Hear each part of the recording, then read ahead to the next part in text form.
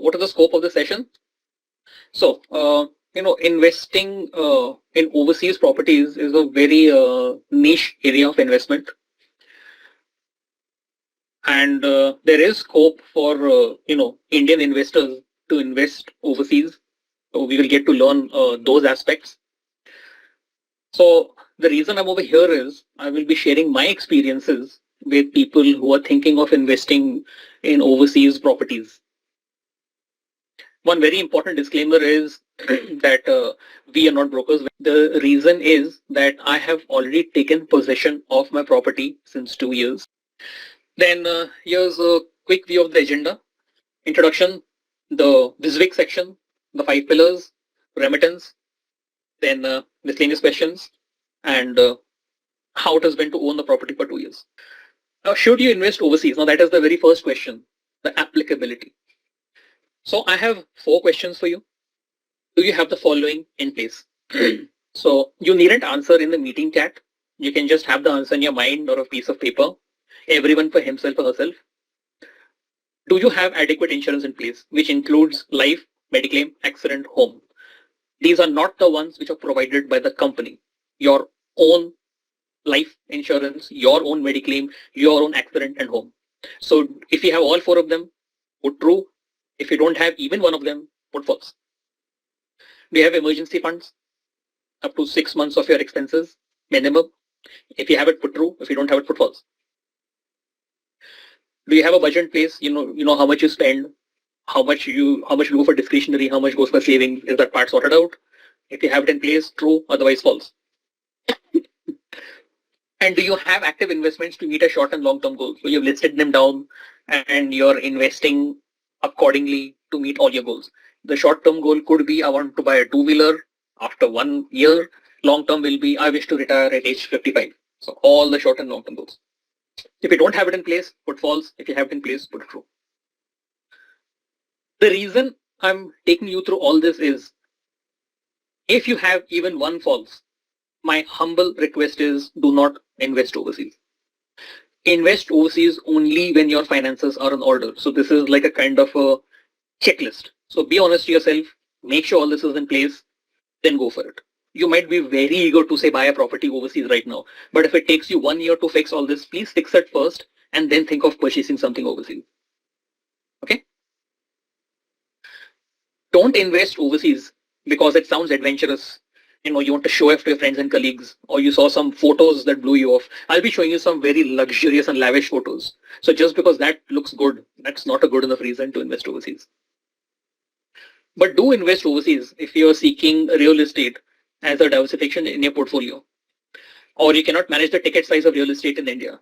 So, if you want to buy for property, for example, 50 lakhs, 1 crore, it's a big amount. If you're the kind of person who wants to own a property, of course, you have REITs also to reduce your ticket size. Also, it's not for everyone. If you don't like traveling, this is not for you. There is some travel involved. So if you're the kind of person who likes to see the world, who likes to travel, then yes, you should consider doing this. And this refers to the last slide. Overall, your finances need to be in order. Once that is done, then you can think of investing overseas. Okay, so I will now share with you the options that I had thought of before investing overseas. But at this point, are there any questions for me?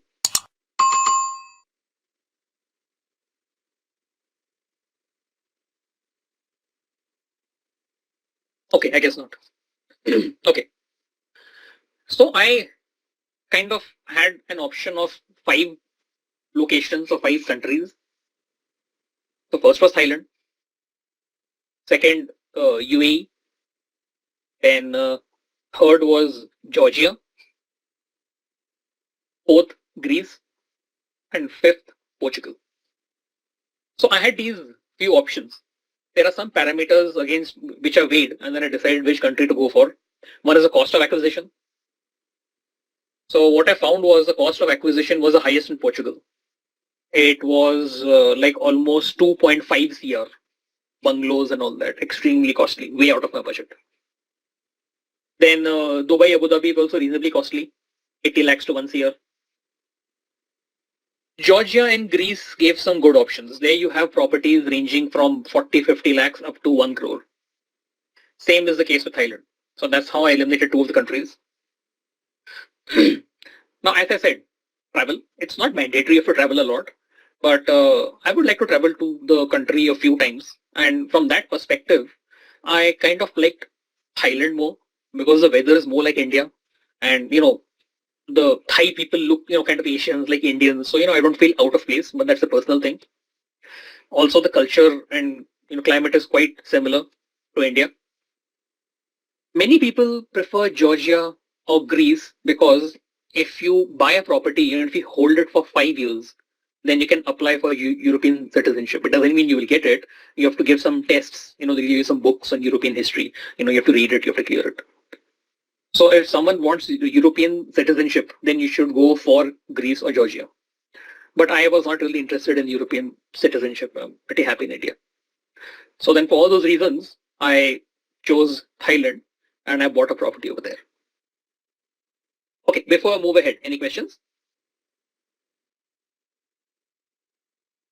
So, Amit, I just wanted to understand what are the different parameters that you have taken care of, while choosing these countries. If you can just help us with 4, 5 parameters. Yes. Yes. So I have dedicated slides on, in fact, I've done a drill down what you should look for in the country, followed by what you should look for in the city. That's the next problem you'll face because Thailand by itself is also very big. So we have dedicated slides for that. So don't worry, we have that covered. Okay, fair enough. Okay. So now we will start with what I call the 5 pillars. Now, I understand everyone may not want to buy a property in Thailand. Some may be okay with it. Some might think let's try for the European citizenship. Some think Dubai is much more interesting. So you can go for it wherever you want. But these are 5 key considerations that I thought about. And irrespective of where you want to buy a property, even you should consider these, key considerations. So we'll start with the first one, the rental yield. So if you buy a property worth 50 lakhs, in India, how much rent would you receive? Can you pick something from here that seems reasonable for India? Is it first row, second row, third row, fourth row? First row. That's right. The rental yield in India is between 2 to 3%. So that's India for you. In contrast, this is Thailand for you. Yes, I'm getting a rental yield of 7.1%. So I had bought my flat for, if you rounded 45 lakhs, I am getting 13,000 Thai baht rent per month, which comes to 30,000 rupees. And if you divide it, comes to 7.1%. So if there is one reason why you might want, if you're the kind of guy who likes to own a property, if you just buy it outside India, you can get very high rentals as compared to India. And this one is Georgia, 8%. Greece, 10%. And this is homework for you guys. When you get this material, you can visit this link and convince yourself that the rental yield in India is one of the lowest in the world. So if you genuinely want to buy into real estate for diversification, get good returns, you might definitely want to choose not investing in India, which is the reason why I took my money outside. Any questions on rental yield? But can someone define what is rental yield to me? I actually went through the full section, but what is rental yield? I have a query. This is Shivansh here. Yeah. So, this rental yield is a pure rental yield, or is it excluding the maintenance or Pure. any other type? Pure. Yeah. Okay. Because that would be like subtracting all the other overheads, like property tax and everything. Yeah, generally when you speak of rental yield, we speak about pure. But as you said, that is not always the correct picture because there are many things that go from it. Taxation, maintenance, that's a story of real estate everywhere. But for vis-a-vis comparison, what I've shown you is the pure rental yield. Okay. Okay, so I'll put it in the chat. Rental yield is defined as the total rent received divided by the value of the property. So that is how we, got to those figures, which I was showing you over here. Okay, then moving to currency appreciation. Now this is something very interesting, and this is something that it doesn't strike most of us initially when we think of overseas. Because in India, there's no currency appreciation, right? If you buy a property, you buy it in INR. When you sell it in INR. So there's no currency conversion in play. Let me just show it in a rather interesting way. You put 10 lakh rupees in a cupboard, close the cupboard. You open the cupboard after 5 years. How much money can you get in hand? Obvious answer is 0%, right? Because you put the money in the cupboard, you move it in the same. Yeah, but if you take your 10 lakh rupees and if you transfer it to Thailand, I mean, just convert it to Thai baht and put those Thai baht in the cupboard, in a Thai cupboard. Then after 10 years, remove the Thai baht and bring it back to India. This is what you get. Why? Because the Thai baht is getting stronger against the rupee, and so is the dirham, and so is the euro. So when you invest overseas, this is one advantage that you get, which otherwise, if you invest in India, you're not going to get that advantage. So this is called currency risk.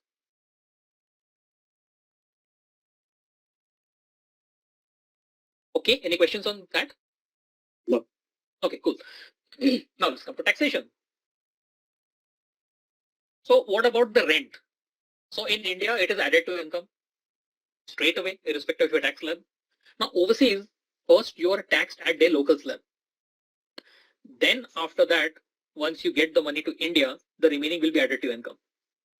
And just for your knowledge, Thailand, Portugal, UAE, Georgia, Greece all have signed the double taxation avoidance treaty. So suppose you get a rent of 10,000 rupees. I'm just taking a simple round figure per year, and you are liable to pay tax 30% on it in India. If you have already paid that overseas, then you don't need to pay tax on it again. That's what it means. So you don't need to pay more tax than what you have to pay in your country if you already paid that or more overseas. Then what about gains? So at least this is for Thailand. Short-term capital gains is less than 2 years added to income. If you hold your property for 2 years, then there is no long-term capital gains in Thailand. But of course, when you get the money back to India, you'll have to pay 20% on that. Then tax slabs. So as we spoke over here, your rent will be taxed as per your local slab. So what are the slabs in Thailand? So here are the slabs. So 0 to 1.5 is 0, 1.5 to 3 is 5. So just like India, as you get more, you have to pay more. So I'm getting 13,000. So into 12, it just about crosses this. But then I can show my expense and maintenance, and I can just again get it below 1.5. So at least as far as I'm concerned, my taxation, I have to pay nothing in Thailand. But when I get that, I only need to get money back to India. Even if it's lying in my Thai account, I still need to pay tax for it in India. And for that, you should be hiring a CA. So before to position, I had some funny ideas that I'll let the money be in Thailand. I will not bring it to India. So, it is taxed in hand. Only when I bring the money to India, then I'll pay tax. It's not like that. Because whenever you buy a property, whenever you do any transactions in Thailand, they always ask you for your passport. So like when India, they track you with PAN. Overseas, they will track you with your passport, the Indian government. Maybe you'll get away with it today. Chances are there. But very soon, the rate at which, they're writing new software, they're putting AI, probably they'll catch you in a year's time. And they'll say you haven't shown your rent for the last 2 years. Now pay up with penalty. Humble advice, as soon as the financial year finishes, pay your taxes and be done with it. That's what my CA told me, and that's what I'm following. Any question on taxation? You have to pay tax. Huh? When I bought the property initially, I thought, yeah, we'll escape with it, but no, it's not that simple. If you reflect back on it, say 5 or 7 years back, your taxation on FD and all that, most people wouldn't show it, make a FD, enjoy. But now the full thing comes on, that Form 26 AS or whatever, everything shows up. So sooner or later, everything is going to be nice and integrated. You're not escaping from the taxes. Okay, then if there are no questions, I will come to the appreciation. And this gets us to, why did he choose the country? So why Thailand? So in all the countries which I showed, one common thing was tourism. So the whole point of buying a property is you can rent it out. So you get a good rental yield. And then of course, there's appreciation also, and you can sell it.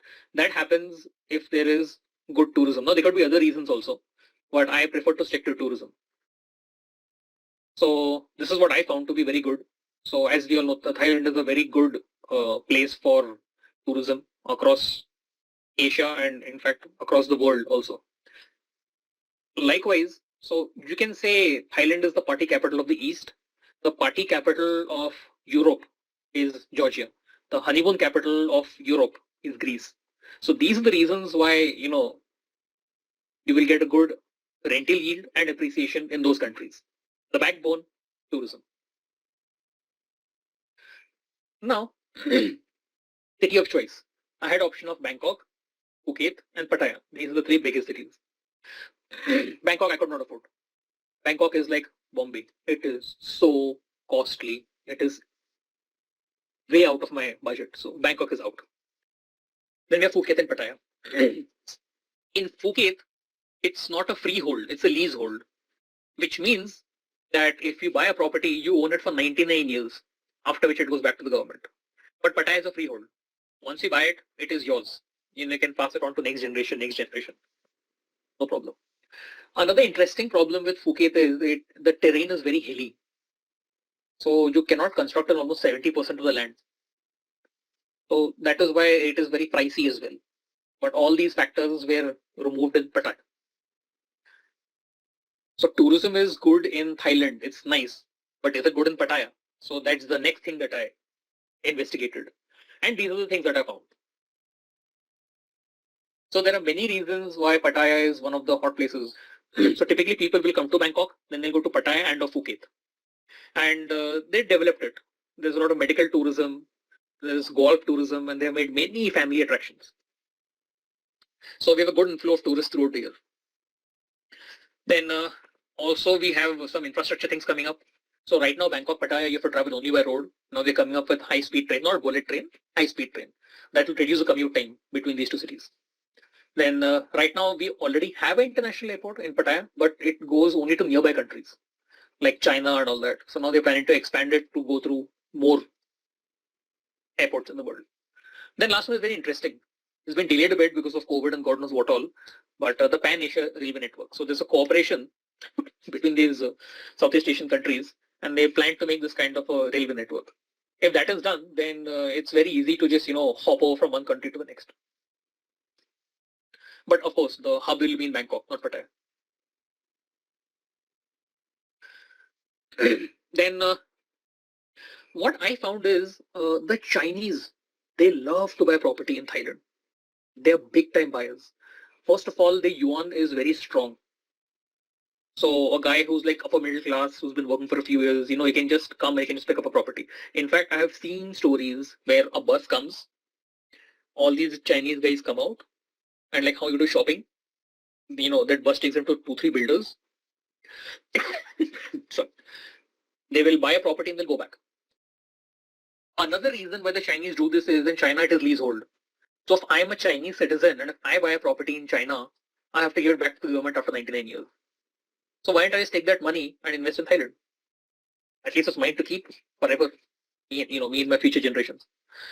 And also you may have noticed, so this is the last point, a home away from home. If you see the Chinese, call it language, call it food, call it culture, it is not too different from Thailand. There's a bit of a difference. So the Chinese guys feel, pretty at home. But a Chinese guy will not come to India and buy a house because it's too much of a cultural shock. So that is one thing that is driving up the property prices. You have a lot of Chinese buying stuff. Another interesting thing that I found was the pensioner angle. This is of European people. So you have these people who are, maybe lower middle class people, maybe someone who's got a clerical job or something, and the pension is not very great. So when they get a lump sum, what they do is, instead of staying, say, in Britain, where the cost of living is so high, they just take that money and they go and they buy a condo in Thailand and they shift over there. And the pension that they get, they shift it over there. And because of the currency conversion and all that, the amount of money that they would get in UK, they would not be able to lead a very lavish lifestyle.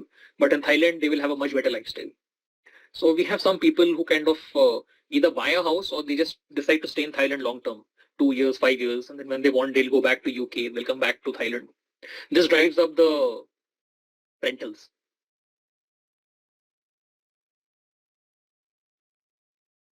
Also, what I found was Ukraine-Russia war. I had gone there 1.5 years back.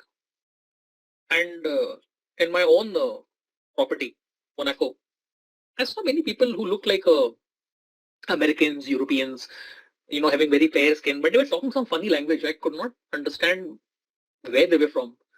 Then I realized they're from Russia. Then we actually asked a few of them, how much rent you're getting and all that. Then they said they're from Russia. So what was happening was uh, the Russian government were forcing people to enlist in the army, and many people didn't want to go, so they wanted to run away from Russia. And they like maybe IT professionals like me, for example, just take the laptop, go anywhere in the world, you can work. But now the problem is, where can a Russian go? Can they go to Europe? They're not very welcome there. Can they go to US? They're not very welcome there. So Thailand is one place where they go. They don't exactly buy the properties, but they take it on lease for 1 year. And then after 1 year, they'll see the situation and they'll again try to take it on lease. So the demand for the rentals has gone up a lot because of the war. Okay. Any questions on the appreciation angle?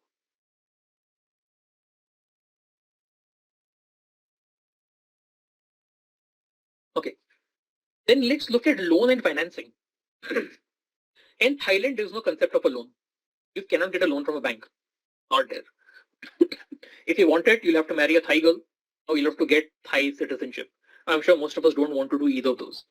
But just for your information, it's possible to get a home loan in Georgia and Dubai. Okay, but then back to Thailand.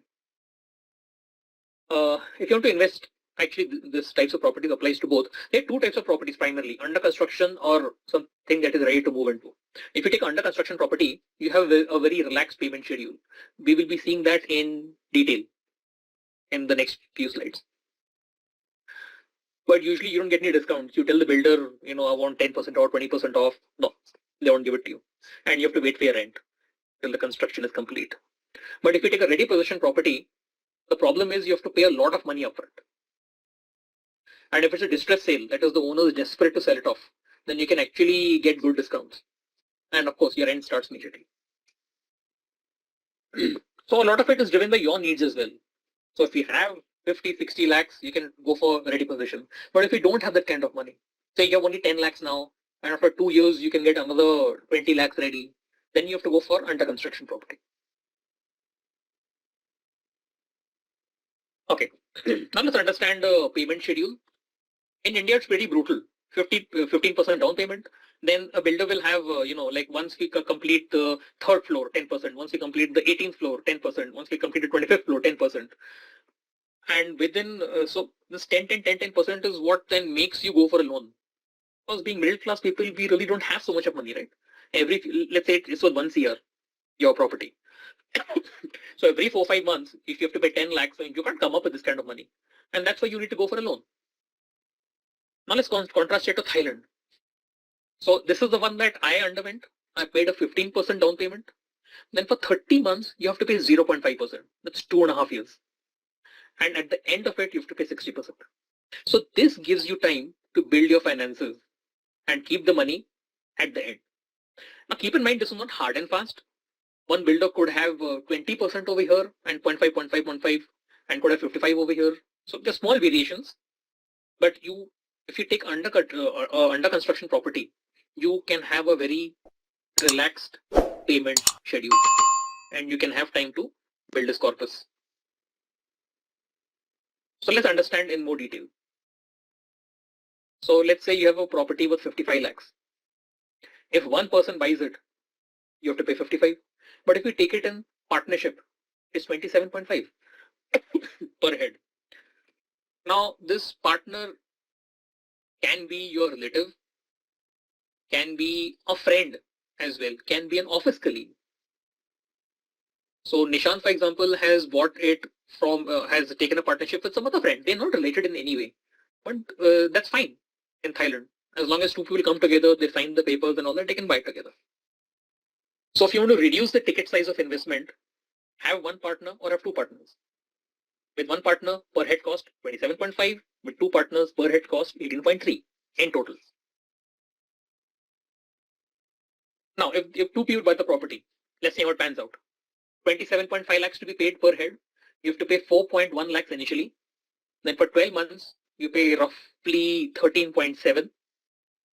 After 2.5 years, when it's time for possession, you need to come up with 19.2. If there are 3 people, then you have to cop up 2.75 initially, and you have to pay 9,100 roughly for 2.5 years, and at the end you have to pay 12.8 lakhs. So this is what makes it affordable in Thailand. Even though there is no loan, if you buy a property under construction, you get time to build your finances.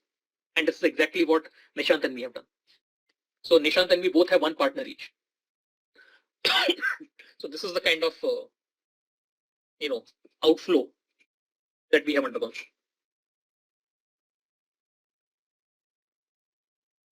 Okay, any questions?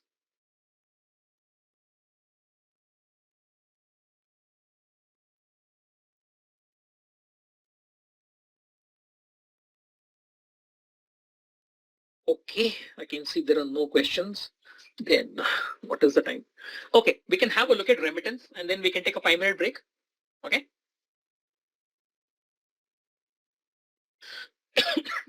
Now, how do you buy the property? You are in India, your property is overseas. So the good news is Indians can remit up to 2 crores overseas. It's not actually 2 crores. It is 2,50,000 US dollars, which under today's conversion rate comes to roughly 2 crores. And you can't just transfer it for fun. You can't transfer it to your own account. There are restrictions. So here is a snip from the outward remittance form of HDFC. I just scanned it for your convenience. So these are the heads under which you can send money overseas. And this is the one, purchase of immovable property. So you have to put this code S005. And then you have to give that papers of the builder and those documents. And every time you go to the bank, you have to give that with your passport and your PAN card and a check. And then you can send money from India to overseas. Any questions on this? Because this is one thing I've seen that, most people who have not invested overseas, they're a little scared that, how can our money go overseas? This used to be very restricted, say 20 years back. But every few years, they have just opened it up or liberalized it more and more. In fact, it's called a liberalized remittance scheme, LRS. Any questions on remittance? You can, of course, Google it. I have also given this link. You can go through that as well. Now, from October 1st, 2023, the government has put up a new rule that you should be aware about. And what that rule says is, in one financial year, you can remit up to 7 lakh Indian rupees. No cost. But once it crosses 7 lakhs, then every rupee over 7 lakhs, you have to deposit 20% TCS with the government. That is tax collection at source. Now this is not TDS. This is not tax deduction at source. This is tax collection at source. The difference is, okay, let me explain. Let us say you remit 25 lakh rupees. You wish to remit 25, but because of this 20% rule, you have to actually remit 28 lakhs 60,000. So the extra amount you have to remit is 3,60,000. This is your TCS, tax collection at source. So when you remit 28 lakhs, 28.6 lakhs, the guy overseas will get only 25. The remaining 3.6 the government keeps with itself. It will keep it till a point where you have to file your taxes next year. And let us say you have to pay 4 lakhs of taxes. You're a businessman or you had some capital gains or whatever. You have to pay 4 lakhs tax. So what the government will do is it will subtract 3.6 from there and you have to pay only 40,000. Or let us say you're a simple salaried guy and the company cuts your money every month and there is 0 rupees tax you have to pay. Then the government will refund you that 3,60,000 rupees. But please understand that money is going to be stuck till next year, July. So if you do it on 31st March, best case, in 3-4 months you'll get your money. But if you remit your money in April, that's the worst case. You have to wait till next year, July. When you pay your ITR and all that. So if you're buying a one-shot property worth 1 CR, for example, keep in mind, additional 18.6 lakhs you'll have to pay up, which the government will hold on to for 1 year. So if you go for a big property, if you go for a down payment, ready position, keep in mind you have to cough up extra money. Likewise, when you go for the last installment, the big one, 50%, 60% of the property value, you'll have to pay something extra. Any questions on remittance? Hi, Amit, I have a question. Yeah.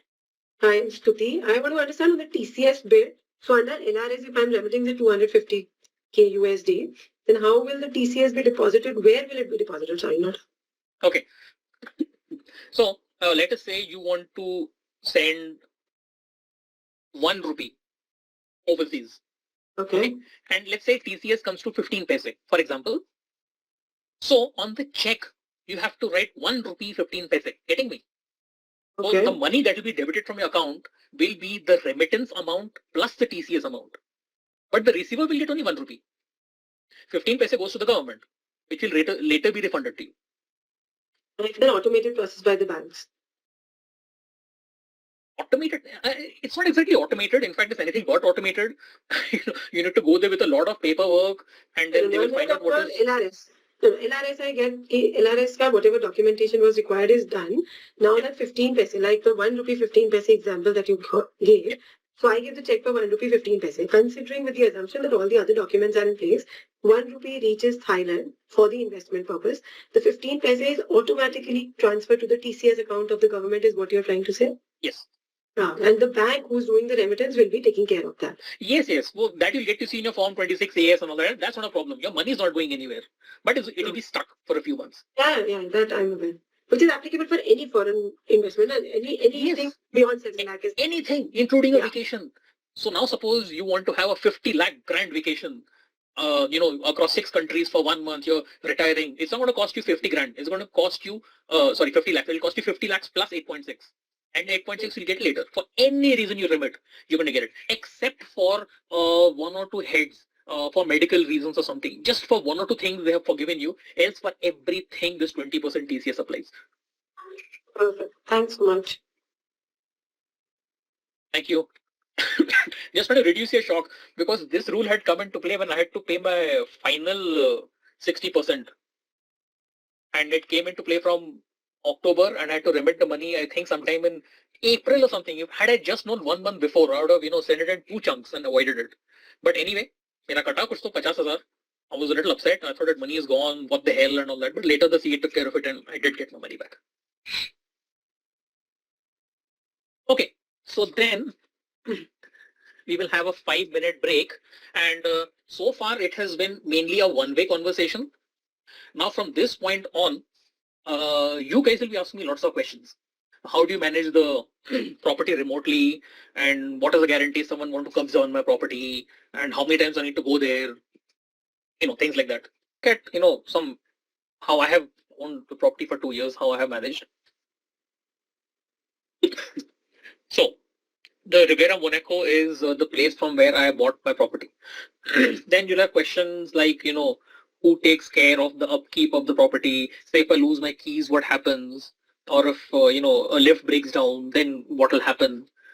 So you have the jurisdict office. So these are the people. It's a staff of some 6 to 8 people who are constantly sitting there to support people. Either physically, if they have some problems. So let's say you forget a key card and you're stuck outside. How do you enter? You have to have a card to swipe in. Then you go to the jurisdict office. They have one of the entrance, and they can make a backup key card for you and all that. Let us say I want to pay my annual maintenance. I'm in India. So from India, I take help, which is account number, and I can send money. So these people are there to ensure that your maintenance money is taken, that maintenance happens. So other than these guys, you have a staff of another at least 10 to 15 guys who are there constantly, taking care of the common areas, removing the leaves from the pool, wiping the lifts, or, cleaning the floors and things like that. So this gives a basic idea of, who will take care of it. What about the salaries? Where does the money come from?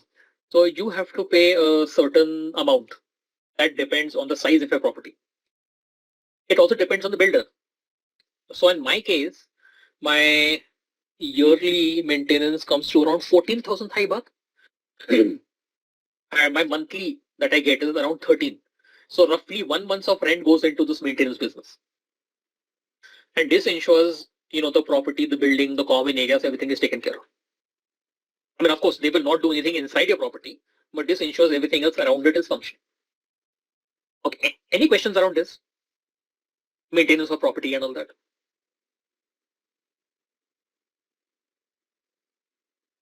Okay. Then there's another common question. What if someone does illegal occupancy? Then what do I do? So before you enter the building itself, you need to have a key card. So if someone has bad intentions, the first barrier is how to enter the building. Even if they can enter the building, they'll go to the lift. Guess what? The lift will not work. So if you went to the 5-star hotels and you get this card and all that, that card will work only for the common floors and your floor. It will not work anywhere else. That guy's going to be stuck in the lift. And in fact, he can't even go to the common floors without a card. He'll just be stuck in the lift. So security, these guys are paranoid about security. So don't worry. No one can even enter the building or the floor. Okay. Then there's another perk that is given. You have this shuttle, which goes, I think, twice a day with the route and all that. So if you want to, leave the property, do some shopping, come back and all that, so you can avail this shuttle. It's free for the owners. Then these are common maintenance notices I keep getting on my WhatsApp. So these are my WhatsApp screenshots. So for 2 days they shut down the shuttle service. Then they're doing pest control. So this you can avail twice a year, free. So just tell the jurisdiction person and they will come and they'll do pest control if you want to service. Then they also do the upkeep of the road in the front of the property. This is once a year. Then water shut off supply once a year to clean the main tank. Okay. So now we can move back over here. So how to purchase a property remotely? Is it possible? Well, it's recommended you first go there once, get a feel of it. If it looks good, then of course you can purchase it through your, you can send money through LRS. But at least in Thailand, you need to be physically present there when you're buying the property. After you have bought it, then you can go back to India and you can give it on rent any amount of times. You don't need to go there. How to manage that? I will show you in the next slides. How to select a good builder? Now this is also a very key question. See, we have chosen the country, then we have chosen the city. Now in a city, how do you choose a builder? So every country would have their own norms and concepts. In Thailand, there is something known as EIA, Environmental Impact Assistance. I will suggest you buy it from any builder that is EIA certified. That is, that site should be EIA certified. What EIA means is every single clearance from the government that is needed, if the builder has taken care of that beforehand, then the government gives the EIA certificate. And what this means is they cannot stop construction. At least the government cannot legally stop the construction for any reason. If you go for a builder that is not EIA certified, there have been cases where the government has asked questions and what about this and have you built it correctly and God knows what all, and the construction stops. So every single builder that I evaluated was EIA certified. How to select a good project? So here you need to get into the geography of the city. So in Pattaya, at least most of the tourist attractions are up in the north. So you can choose something in the north. You can choose something in the south. South will obviously be a little cheaper because you have to travel a little more to go to the north. But then the rental yield will also be a little less. And of course, go for something that is EIA certified. And sometimes how to choose the project can also be dependent on the size of your pocket. Maybe you cannot afford something that is already readily constructed. So you might need to go for something that is under construction and you want to take a relaxed payment schedule. So that's what you can do. How can I sell my property later? So at least in Thailand, if you want to sell your property, though it is not mandatory, it is possible. At least I will suggest it's good if you go once during the sale of the property to ensure the legal work happens properly and you get the money. And who manages letting out or renting a property? So what you need to do is, this is one of the reasons why you need to go to Thailand at least. You find a few good brokers and the broker will do the job of finding a person for you. Now you've already gone to India. Then broker will find a person. If you say okay, they will send you a contract, source copy. You sign it, you scan it, you send it back. Then the broker will take prints, make that guy sign, and the final copy is sent back to you. So now I will show you copies of my contract. So here is the main page, the first one. So as you can see, it's gone on rent for 1 year. And as you can see, I can just see it, monthly rental of 13,000 Thai baht. And unlike India, I have found these guys to be extremely professional.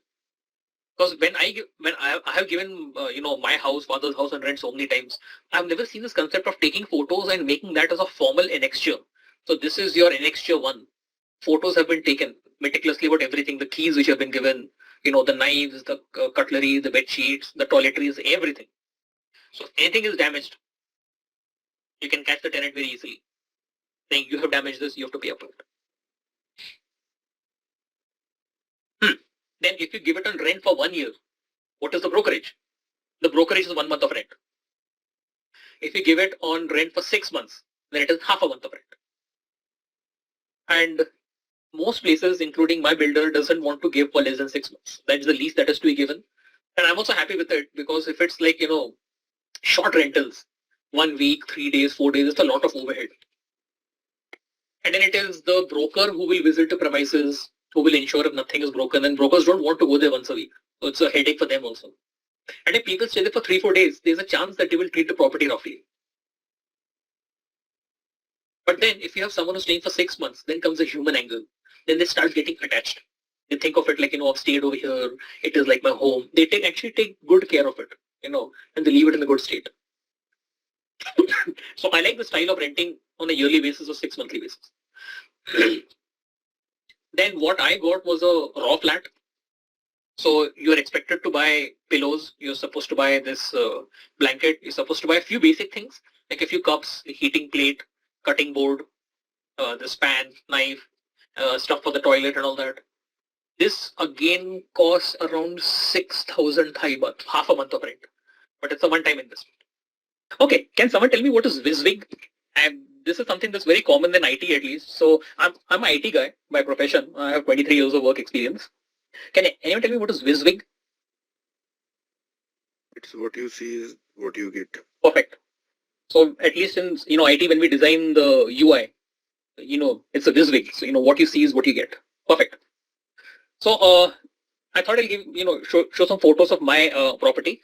So this is where I have purchased my property. It's in Thailand. It's in a city called Pattaya, which is a Taiwan city. I think the second biggest city in Thailand. This is the name of the builder, Riveria Group. The name of the property is Monaco, and this is the view from outside. So daytime view, nighttime view.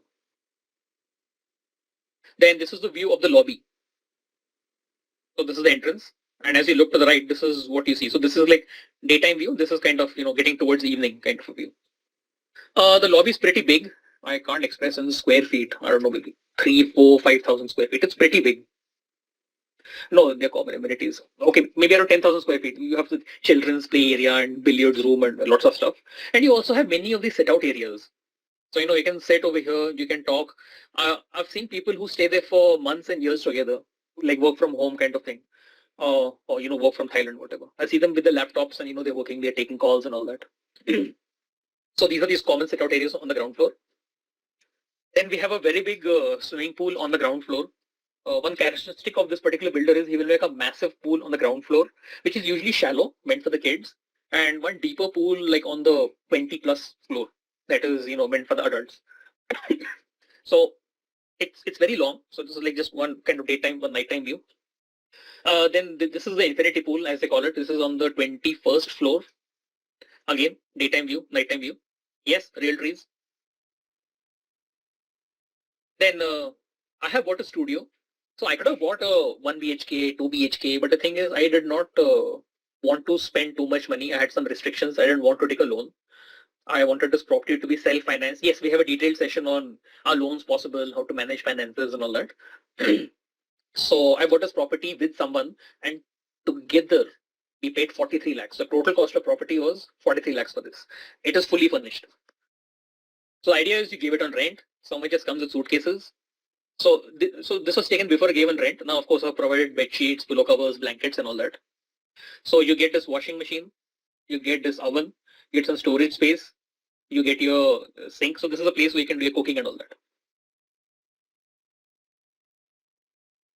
Then here's a little sit out area and there's a balcony over here. Then this is again the same builder, but a different construction. So it's quite similar. As you can see, you have one tall building, you have a nice infinity pool which is facing the sea. So this is a daytime view, this is a nighttime view of the building. Then as I told you, his style is to make these massive pools on the ground floor. So here he made his tropical pools with waterfalls and caves and God knows what all. Nighttime view of the same one. Now, the builder from whom I bought my property, that is extremely luxurious, as you saw. The pool, the interiors, the common areas, 5-star stuff. Then you also have builders which don't make very classy constructions, but they make okay constructions. So the cost is less, the rent is also less. So this is another builder. And what I did was, since my property was under construction, I stayed over here. So that's my daughter over here. So this is again an infinity pool facing the sea and all that. This is again my son. This is me immersed down, enjoying the sunset. Then this is yet another builder. This was not a especially luxurious kind of construction, but the location was very good. It was right opposite the sea. Then some of the buildings are like really luxurious, like see, there's a helipad and all that over here. Again, this is a good one. It's like facing the sea. So these are actual views from the balconies, and I deliberately got my camera low and I took the railing. So these are not drone shots. These are actual views from the balcony. Then first time I'd gone to Pattaya, took these photos. Now, what I would like you to note here is appreciate the difference between how they have maintained the nature and how we have maintained it. Just see the shades of the water. You can see the multiple shades of blue here as well. And this is the second biggest city in the country. Check the pollution. Non-existent. Very clear waters. Once you go a little far away from the city and you go on those tours to those islands and all that, it gets even more blue, the water. This is Pattaya beach. If I can correlate to Mumbai, this is like a Juhu beach. This is like right in the center of the city. And lots of people go there. Just see the color of the water. And not too far away is this. So like how you have the chapati and all that, you have lots of these, like thelas over here in the line. It rained, that's why they kind of broke it up. But otherwise, just see how clean it is. Now, this is on facing the sea. Now just turn around. Again, check the cleanliness. So this is one difference that I found between Thailand and India. Then this is a view of Bangkok while the flight is descending. As you can see, the infrastructure is very good. And when I traveled from Bangkok to Pattaya, I found that the roads were as broad and as well maintained as like the Pune-Bombay Expressway. So I think I'm done with at least all the material that I have prepared.